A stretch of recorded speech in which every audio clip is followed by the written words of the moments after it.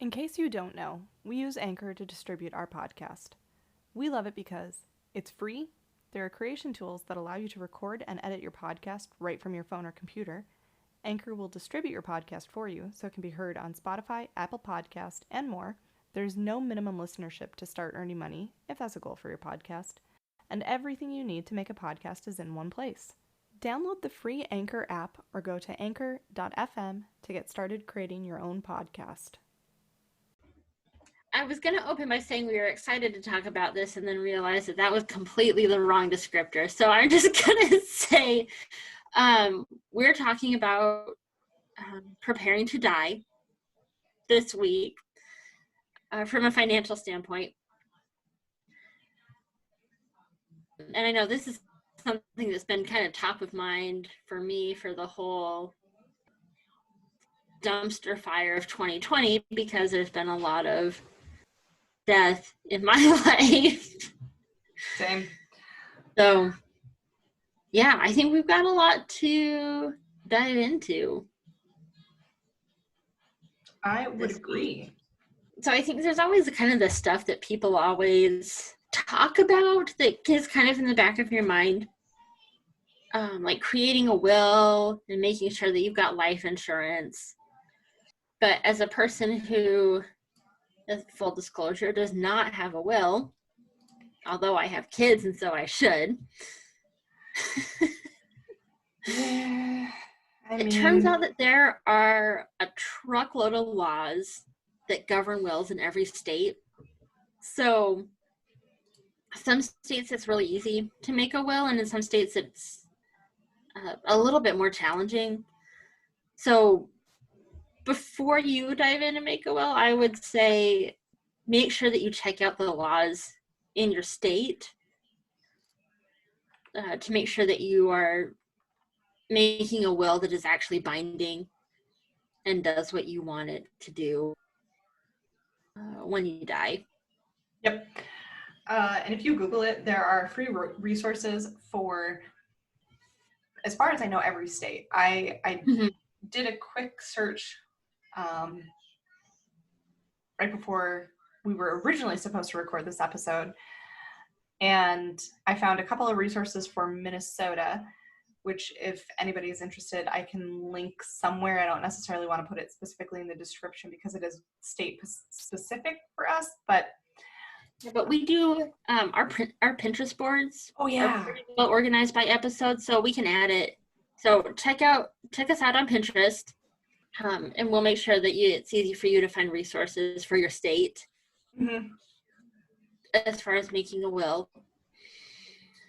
Now, I will say, having just admitted I don't have a will, the big hang up for me, in addition to the fact that I have a spouse who doesn't really want to think about or talk about dying, which I can't really blame him, but he's still probably going to do it, is that I don't, if we die when our kids are still young, we get hit by a bus or whatever, like I'm not super excited about having that custody conversation, right? Like who's going to take care of our kids if we are both not here?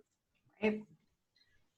And I am on purpose holding off on that. So if you're in that boat, know that you've got company, and I'm happy to commiserate with you. But yeah, if we ever do a follow-up episode to this and I buck up and end up having that conversation and we make a will, I will let you know how it goes. Fun little fact for our listeners. Rachel and I have actually scheduled a double date night via Zoom in the past to do what we call a disaster date, to do such things. And just every time it's been scheduled, it's been 2 or 3 times, something just comes up and it hasn't happened. So maybe we should reschedule that for sometime soon and just do it. Maybe we should. We'd actually scheduled it for a few months ago, or 2-3 months ago, knowing that this was coming up so that we would have it done, and then it just didn't happen. I think that, what the heck happened around that time? Some 2020 something happened. Right, like in a year where it is probably more important than ever to have a will, Yep. it is also harder than ever to put together a will. Yeah. So, some things that I wanted to mention, and I might be moving a little ahead of where you were going with this. no, you're good. So we talked about, making sure that you have a will. And so planning for those things, such as if something happens to both people, what's going to happen with, children. And in our instance, we don't have kids, but we have a lot of shared assets, larger assets. So vehicles, both of our vehicles are paid off. Woo!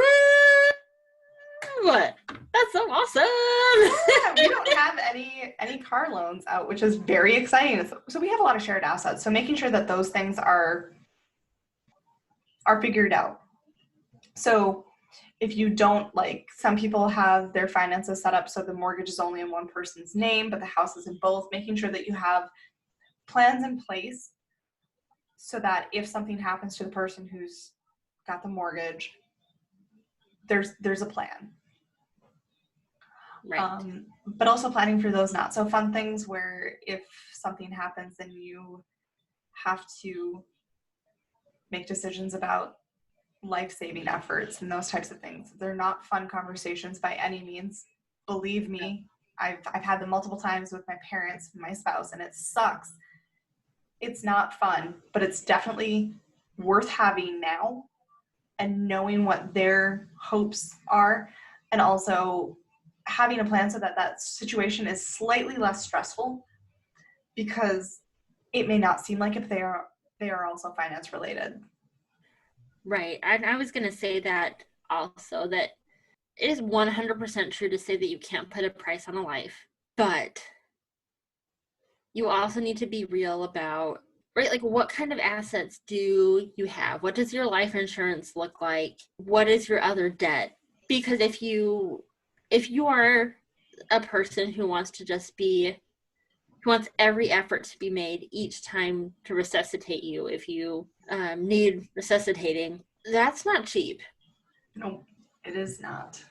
And so, like, having a clear idea of what exactly interventions you want based on your real financial situation can be important. And having those things in writing somewhere is also very important, because the default for medical professionals, if they don't know, is that they do everything they can to save a life. So if that's not something that you want, having that somewhere and having the conversation helps. If you have a spouse, or if your next of kin knows and is willing to follow those wishes, that is helpful. But if you've never had the conversation before and you don't want that, that is what will happen. That's what they'll do. Right. Which is great. Yeah. But yeah, another thing that goes along with this is discussing funeral wishes and what you want with regards to that. Do you want a traditional funeral? Do you want a celebration of life? Do you not want any of those things? Do you want to be cremated? Do you want to be embalmed and buried? And if those are the cases, what do you want that burial to look like? Because all of those things cost money. Cremation is one of the cheaper options, at least in our state, and something that I didn't know and learned at a time that I would not have preferred to learn it, was that to cremate somebody, you still have to buy a box to burn them in. Yeah. Now, and I will add this to our previously mentioned Pinterest board. I'm kind of a huge weirdo when it comes to what you do with the body after you die. And it turns out that traditional cremation is also, well, and Cheyenne is right, you have to buy a box to put the body in. But traditional cremation is also super bad for the planet. Oh, yeah. There's that. But if you don't want to hurt the planet on your way out, either through embalming, which is really bad, or traditional cremation, there's also like a green form of cremation that you can find in most states that maybe you weren't expecting. And there is a movement it turns out that in most states, it is illegal to compost a human body. Mm-hmm. But it's gaining some traction. It's legal in Washington now, and there's a nonprofit that's working like kind of state by state. So if that's something that you're interested in, we will add those resources as well if you want to advocate for that to be an option for you in your state when you die, to just be composted. Yeah. And something... So that's cool. That is. And something that I hear a lot of people say is that they want their ashes spread, which is a great option. But depending on where you're looking at, it is also something that you have to plan ahead for, because oftentimes you have either, more often than not, you can't actually do it in the place that you want to, but some places that are a little bit more popular, you actually have to get a permit for it. Yeah. It's yeah. Now I've got a I've got a little kiddo here in my home who has become obsessed with watching pretty much anything that she can get her hands on about Disneyland or Disney World. Turns out that that is a super popular place to spread your ashes. They don't allow it. And they will throw you out of the park and ban you if they catch you doing it. So look into that, because if you really love Disneyland and you don't want to be banned for life, don't spread anybody's ashes there. Nope. So along the lines of planning ahead, being prepared, those types of things, making sure that you have all of your financial documentation in one spot. Mm-hmm. Sometimes, for a lot of people, that's a paper folder somewhere. A lot of people have those already in their homes with mortgage information, that type of stuff, in like a fireproof box. So either you can grab it and go, or if there is, heaven forbid, some sort of disaster, it can hopefully withstand it. Digital is also another option, but making sure that you have it, like the login information for all of your financial institutions, your loans, all of those types of things, just to make it easier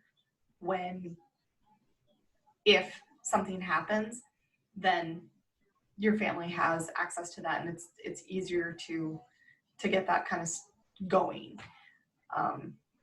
I will also note it is technically illegal for anybody else to log into your accounts, and financial accounts at least, and use any of that information, but realistically in that moment it makes it easier for them if they know kind of where to contact, that kind of stuff. So yeah.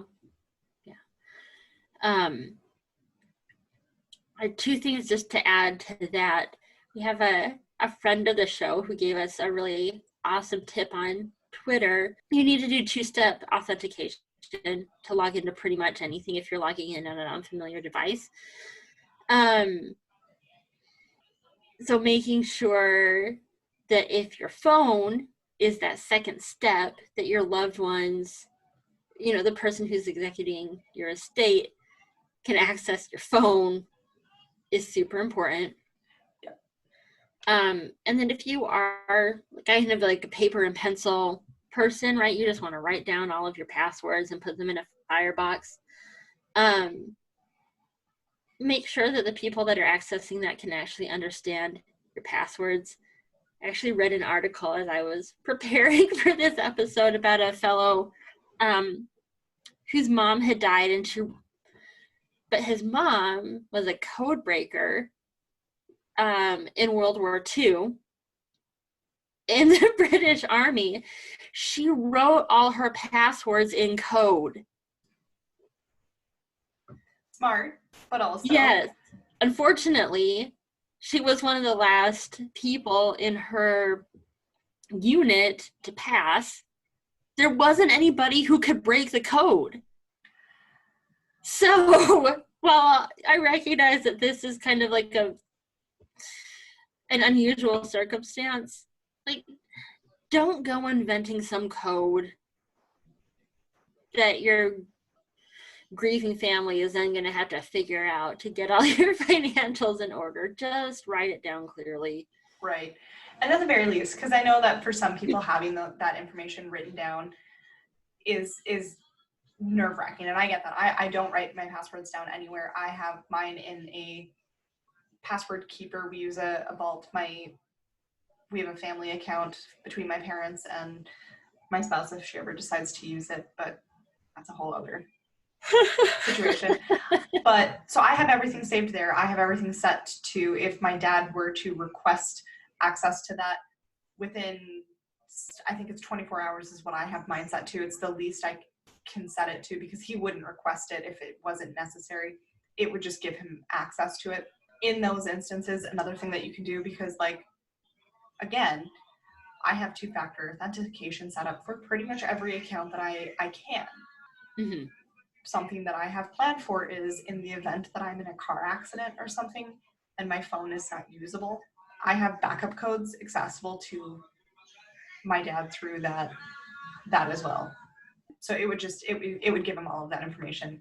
At the very least, though, like let's say that everything goes horribly, horribly wrong, and for whatever reason that stuff is not accessible, having it written down somewhere and shared, even just in a doc of where your mortgage is through, any of your loans, any of your credit cards, just having those institutions listed, it takes a little bit more for them to get information, but they will be able to get it. They'll need copies of death certificates, which they were going to need before anyway. So making sure that you have enough certified copies of death certificates, which are very necessary. You need them for everything, every institution you would need it for. But having it written out so that they know, one, who to contact, and two, how many of those certificates they're going to need, saves a ton of time. Yeah, and for ordering the certificates will also save you a lot of money. Mm-hmm.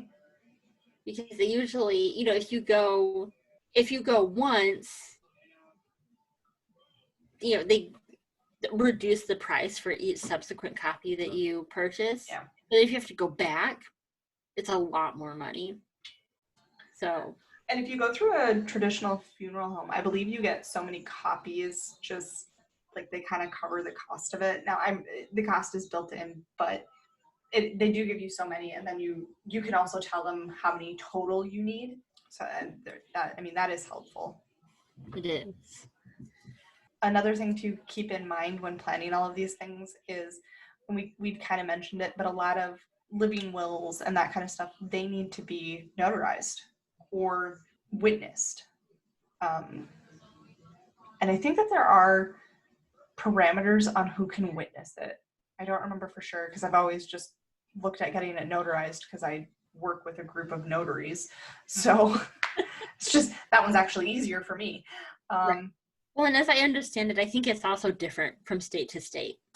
I think, yeah, I know in Minnesota. Check out your state. Yeah. I know in Minnesota they'll accept either, but you need at least two witnesses. If you get it notarized, you don't need that, but it's, yeah. Go based on what your state says. Now, one thing we haven't touched on yet is life insurance, mm-hmm. which can definitely go a long way in covering your costs if you have any of those end-of-life medical bills, or you don't own your home, no credit card debt, any of that. Yep.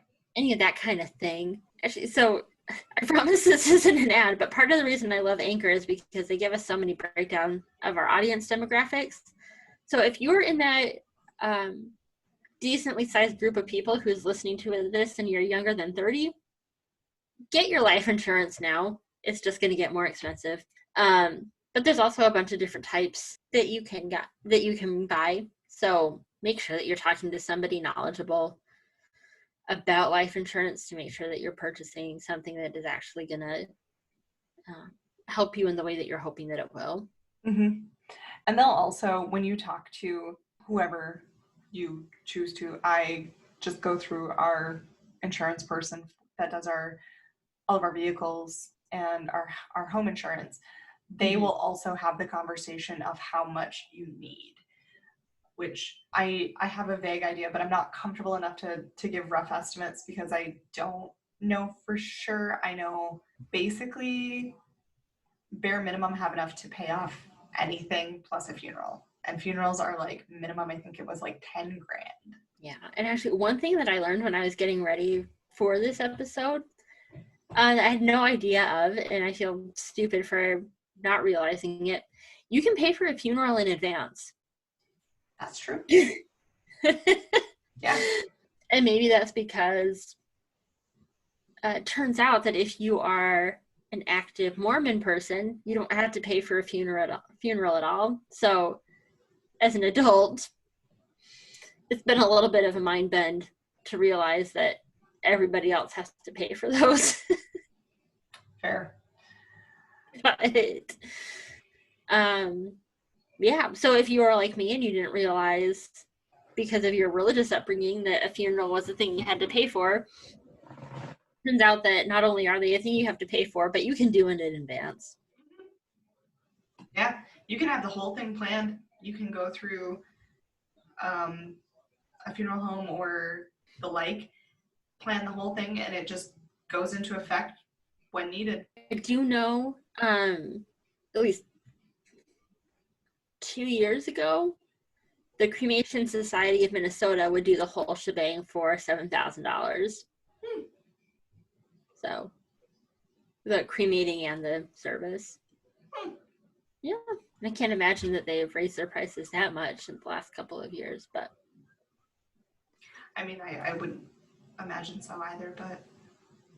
Who knows? I'm not in the field. No.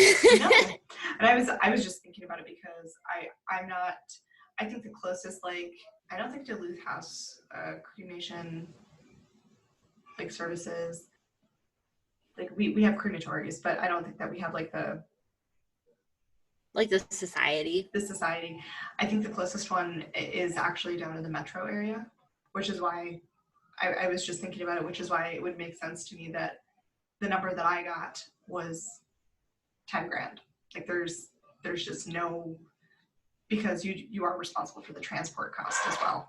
But for all of the people that I have experienced dying, we've just stayed up here because it cost-wise didn't make a difference to us. So another thing that I think is probably going to become more pertinent as we go along, and this is more for you if you are the person who is left to deal with everything. If the person has passed and they're still working, among the folks that you will need to notify are going to be their employer.